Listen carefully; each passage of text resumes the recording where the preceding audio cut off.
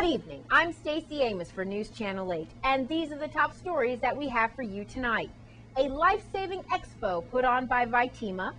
Mango Melee Madness takes over the territory. Seaborne Airlines takes us to another level. And the world's fastest man wasn't fast enough. Those stories and more are up next for you on News Channel 8.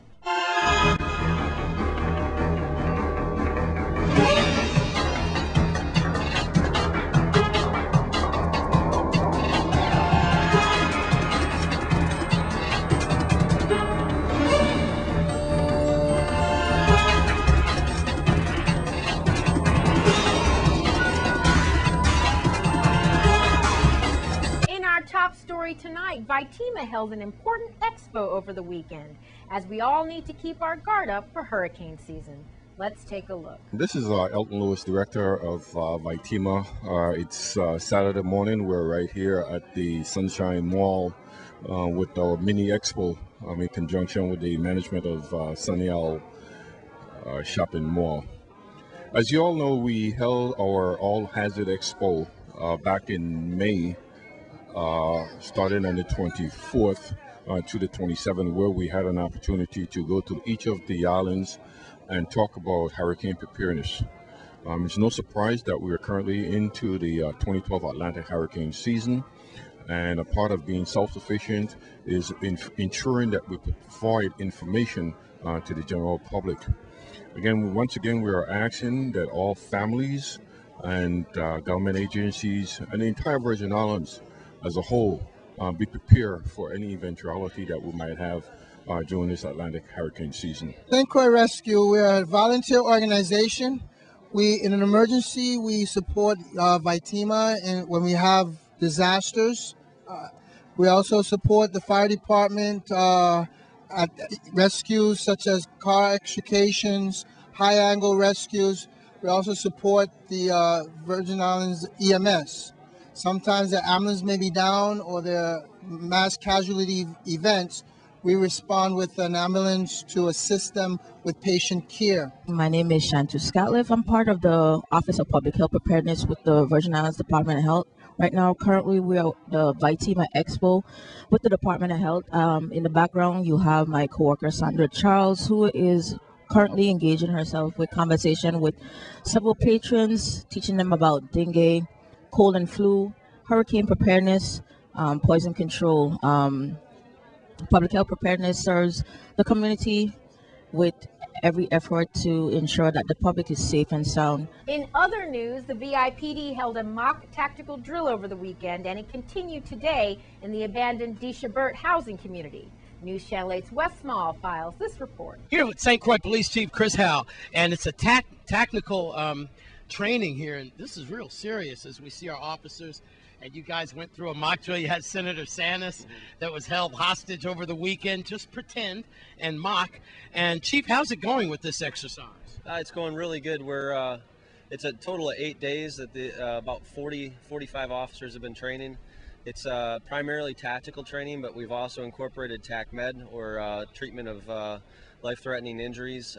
All the officers that you see have been through TAC-MED now, and they're in the final stages of training for tactical operations. We've done everything from rappelling to the medical end of it, also building entries, hostage negotiation, you name it. It's been covered over about a week's period of time now, and we'll continue on for the next couple of days. What they're doing right now is they're doing building entry training.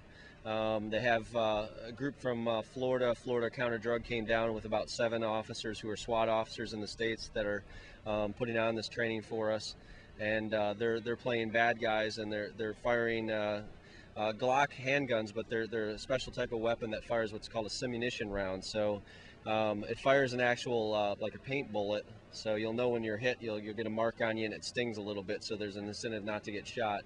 It is probably the best type of training for this sort of these sort of operations that you can imagine, because it's very live, it's very active. There's a ton of things going on, and as you said earlier, on Saturday, Friday we did rappelling training off of the after the roof of the third story building there, and then On Saturday, we did an actual live scenario, which involved every end of it: the hostage negotiation, building entry by two separate teams. There were snipers on the roof of this building and the third story over there, as well as an intel group that was gathering information. Tried to make it as difficult as possible. When the entry team got in, they actually found a fortified door that our intel guys had picked up on and was excellent.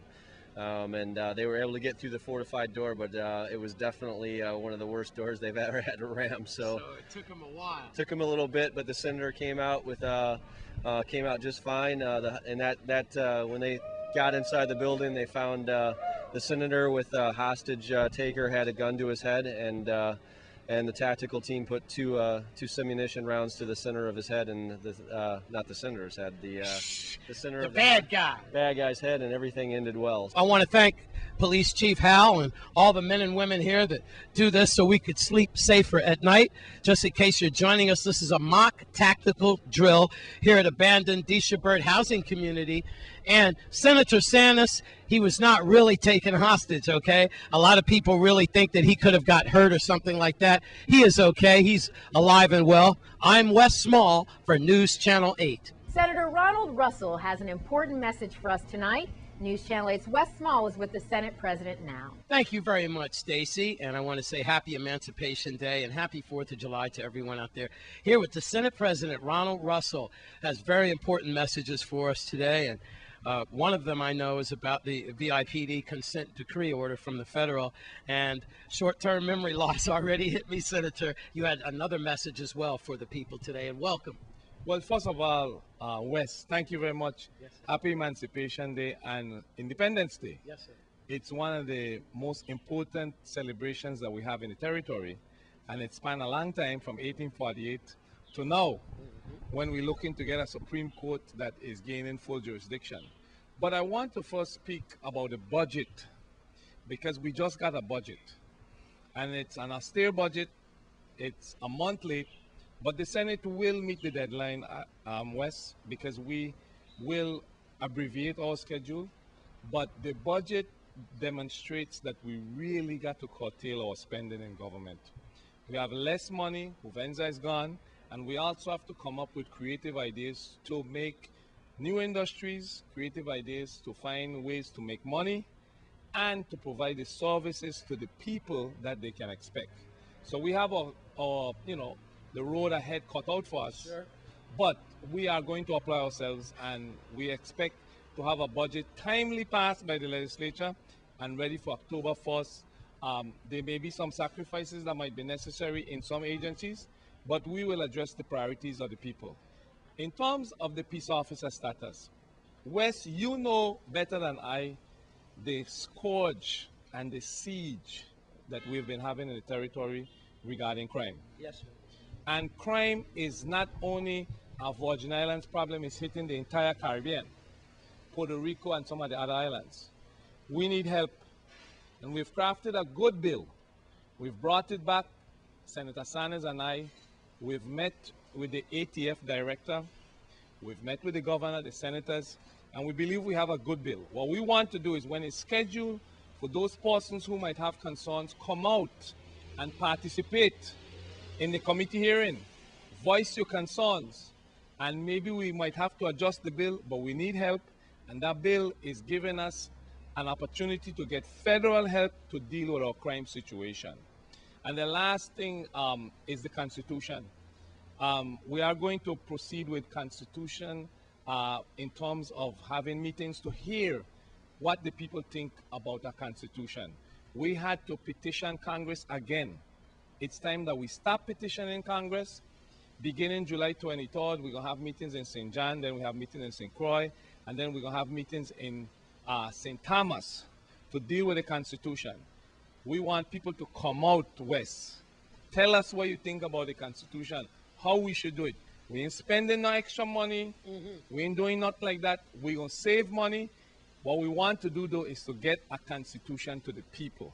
So, Wes, I hope you're going to be there when we have these meetings about the Constitution and the meeting about the peace officers. Miss Son, this cruise son will be there. Okay. That's And the best I could do. I want to say the two holidays are very important.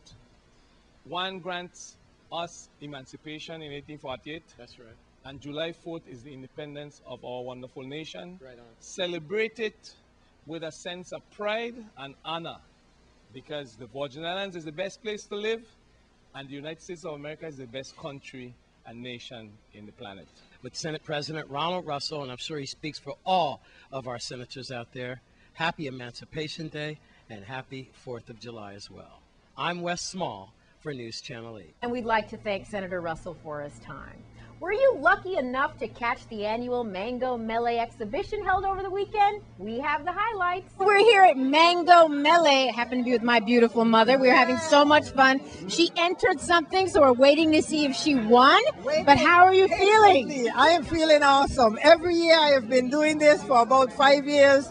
I usually get something. It doesn't matter. It's all in the fun and sharing the good stuff to the whole public. Today is a day where you see a lot of family and friends out here at Mango Melee, which is it's always a tremendous event, but this year in particular, I think you're seeing a lot more people out here, you know, from artisans to those that are showing you the variations that they can do with mangoes, and this is just tremendous. But the most important part of today, I think, really is that we're really able to see everyone just out about and enjoying themselves. And we're going to have a half-hour special on Mango Melee tomorrow at 7 p.m.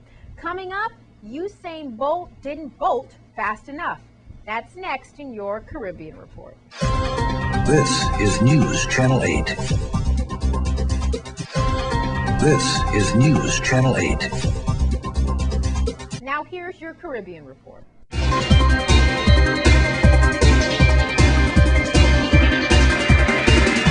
From the Caribbean region, finance ministers from the sub-regional OECS have agreed on the need for their countries to introduce the necessary institutional arrangements for the implementation of the development strategy. From Puerto Rico, the U.S. Customs Border Patrol seized 73 kilograms of cocaine and 6 kilograms of heroin concealed within 2 bags inside a container arriving from the Dominican Republic. From Jamaica, Jamaica police have filed abduction and murder charges against a 46-year-old man from the western part of the country in connection with the death of Trinidadian teacher and mother of 3, Michelle Coudray Greaves. From CARICOM, Guyana's President Donald Ramotar will be joining his colleagues for the 33rd Regional Conference in St. Lucia and will be among the 4 newly elected heads of government to address the opening session. The others are the Prime Ministers of the Bahamas, Belize, and Jamaica. From Guyana, President Donald Ramotar delivered on his promise to join the Walk of Men in Georgetown, where chants of "No More Licks" echoed on Saturday. The men were sending a strong message to the public that they detest domestic violence and pledge not to tolerate the culture of abuse currently plaguing the society. From Puerto Rico, although statements differed in tone, Puerto Rico's top 2 elected officials, Governor Luis Fortuno and Resident Commissioner Pedro Pierluisi, both welcomed the U.S. Supreme Court decision that leaves President Barack Obama's national health care overhaul intact. From Trinidad, the MRF has called for the immediate resignation of the Council of the Trinidad and Tobago Medical Board, as the board is accused of dilly-dallying in investigating a doctor who is suspected of prescribing wrong drugs to AIDS patients, 2 of whom have died. From Puerto Rico, the U.S. Coast Guard is removing oil from a freighter that recently became grounded on a tiny island near Puerto Rico. Spokesman Ricardo Castrodad says crews so far have removed more than 1,300 gallons of an oil and water mixture. From St. Vincent, Argyle International Airport, St. Vincent's first international hub, is targeted to open in late 2013. According to the IADC, work has been completed on close to 3/4 of the earthworks required for the airport's runway, apron, and taxiways. From St. Lucia, the St. Lucia Pitons has escaped being added to the World Heritage Danger List by the World Heritage Committee. According to the IUCN, the Pitons management area in St. Lucia has been subjected to development threats and risks irreversible loss of its outstanding universal value. From Trinidad, Prime Minister Kamla Persad-Bissessar announced that retired basketball star Shaquille O'Neal will spearhead a $1 million sporting and social intervention initiative aimed at stemming the nation's crime problem. From Dominica, the Dominica Football Association has voted in favor of a resolution from football clubs to ban President Patrick John from football for the remainder of his term, which ends in 2015. From Jamaica, world champion Johan Blake stunned world record holder Usain Bolt in both the 200 meters and the 100 meters finals this weekend.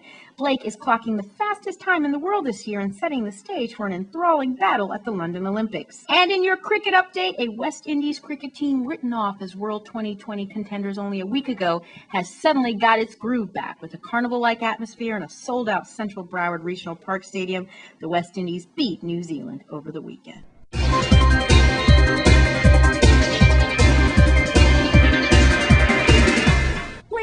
to check our Facebook page for all full stories and details in the Caribbean Report.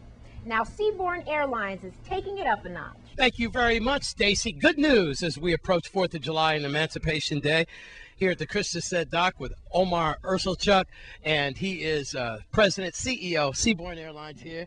And some new reservations you want to talk about and some new flights, always trying to accommodate us here on St. Croix and the Virgin Islands. And what brand new news do you have for us in the middle of the summer? We've actually got a number of things that are going on, and this is something that's going to crank up the summer with and then go all year, and then really hit off on the beginning of next year.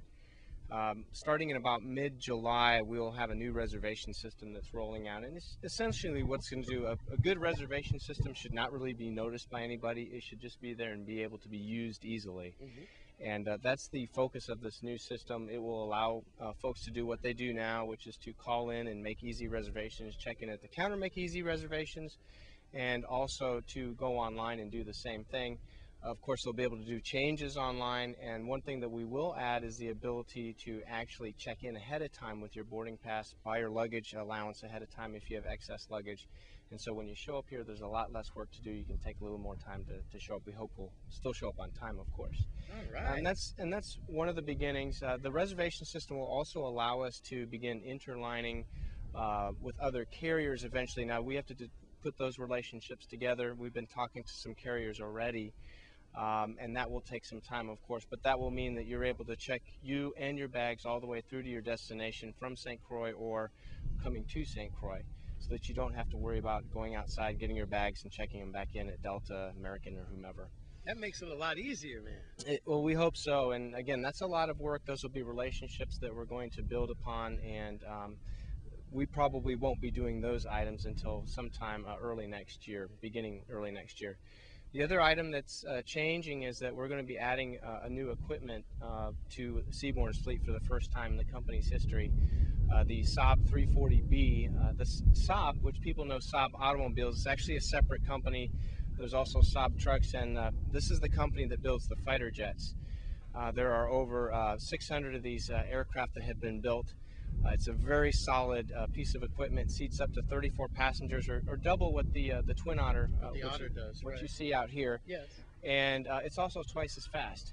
Wow. Yet it maintains fuel efficiency, which is extremely important to us with the high cost of oil right now. And it also has passenger comfort, which is at or above what you might expect on a 737 or 757 in terms of where your knees are going to be and where your hips are going to be. So the comfort level is great. And like the Twin Otter, it's a 1 and 2 seating. So on one side of the airplane, you don't have to sit next to somebody if you don't want to. And hopefully the couples and folks that are doing business together can sit on the other side. We're going to start out with 3 aircraft, and we're looking at the potential of adding more next year. It all depends on a number of things that we're working on behind the scenes. We had spoken before this interview. You were asking about additional routes that we might look at. We'll be adding Tortola. We've delayed it because of economic conditions. So we were going to start in the spring. We're going to look at adding it with the existing Twin Otters in October. And then the Saabs will also fly that route in addition to St. Thomas, St. Croix, San Juan, and St. Thomas, St. Croix. We may have the possibility of doing some down island work. We're looking at that closely. We'll just keep that under our sleeves for now, or close to our vest. And when the time is right, we'll make those announcements as well. But we're very excited. This is the biggest move that Seaborne has made, and a number of associated shareholders and so forth are going to be committing a large amount of money to make all this happen. Another thing that we should talk about is what this will mean is eventually we'll be adding more jobs. We've done some cutbacks because of economic conditions, but we're hopefully going to be in a position where we can begin adding jobs. The Saabs will need a flight attendant because they carry over 19 passengers. Wow. And so they're going to be slowly moving into some additional work that needs to be done towards the end of the year, and then beginning next year, quite a bit more. Omar Ursulchuk here at Krista Stead Branch, Seaborne. Back to you, Stacy. I'm Wes Small for News Channel 8. Special note, despite our economic challenges, we will have July 4th fireworks this year in Frederiksted.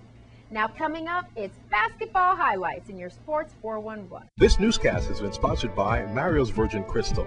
Let us save you the hassle of lugging those jugs around. Purified bottled water conveniently delivered to your home or office. Also available in your favorite grocery store. Call 773-2810. This is News Channel 8. This is News Channel 8. Now here's Stephen Koo Francis with your Sports 411. Thanks a lot, Stacy. Tonight we'll be action from the MBBA Summer League, where we had a rematch from last year's championship game as the defending champs Hoyas took on the runner-up Guidance. Well, Guidance have gotten off to a good start this season, while the champs Hoyas have stumbled out the gate. Let's pick it up second half. Guidance up by 5. After that basket by the newly acquired Jerome Nathan. Get it done. Moments later, Andrew McIntosh finds teammate Eddie Castillo hot sizzle for the easy layup, bringing Hoyas within 3. Then Kurt John, the tennis man, with a beautiful spin move, bringing the champs within 1. Then McIntosh, he chips in an easy deuce, giving Hoyas a 1-point lead. Well, Guidance answer came from an unfamiliar face as rookie Stephon Adams had his coming out party, as he had 2 big back-to-back baskets, giving back Guidance a 3-point lead. Who is this youngster? I think that's Zaba's son. Later, Adams, he finds Khalid Gerard, the 3-point assassin, who finds the bottom of the net, and just like that, Guidance back up by 6 points. Hoyas answer back with a 7-0 run led by Carl John and McIntosh as they took the lead 56-55. With seconds just remaining in the quarter, Guidance advanced the ball quickly. Nathan finds a wide open Gerard for the layup at the buzzer, giving Guidance the lead 57-56 after 3 quarters of play. Fourth quarter, it got off to a big bang. Castillo from St. John. Whoa! Stop the fireworks, my son.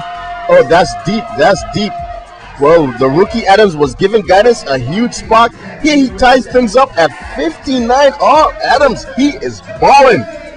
Then Gerard, aka Agent Zero, took over as he has a license to shoot the lights out. Nothing but nets. Oh, put him back in the holster, Gerard. Put him back. Put him back. Later, Agent Zero stops, pops, and drop it like it's hot as Guidance escaped with a close one, 78-76. Leading the way was Gerard with 22 points. For Hoyas, it was Castillo with 18 points. Folks, the action continued tonight. That's going out and check it out. That's a look at Sports 411 update. I'm Stephen Koo Francis. News Channel 8. Back to you, Stacy.